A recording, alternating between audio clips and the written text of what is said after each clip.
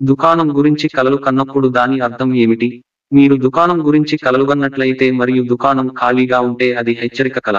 అంటే సమీప భవిష్యత్తులో మీరు మీ సంపదను కోల్పోవచ్చు. మీరు మా ఛానల్ని ఇంకా సబ్స్క్రైబ్ చేసుకోలేదా? అయితే దయచేసి వెంటనే కింద ఉన్న సబ్స్క్రైబ్ బటన్ క్లిక్ చేయండి. అలాగే పక్కనే ఉన్న గంట సింబల్ని కూడా నొక్కండి. కానీ దుకాణం నిండా వస్తువులతో ఉందని మీరు చూస్తే అది మంచి మరియు సంపన్నమైన జీవితం అని అర్థం.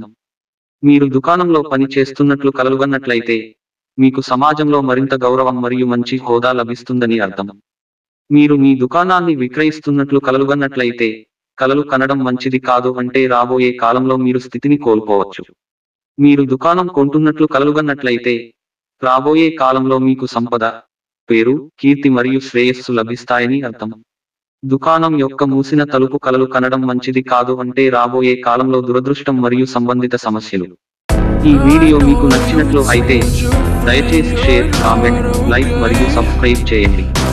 అలాగే మీకు వచ్చిన కల కూడా మాతో కింద కామెంట్ రూపంలో తెలియజేయండి.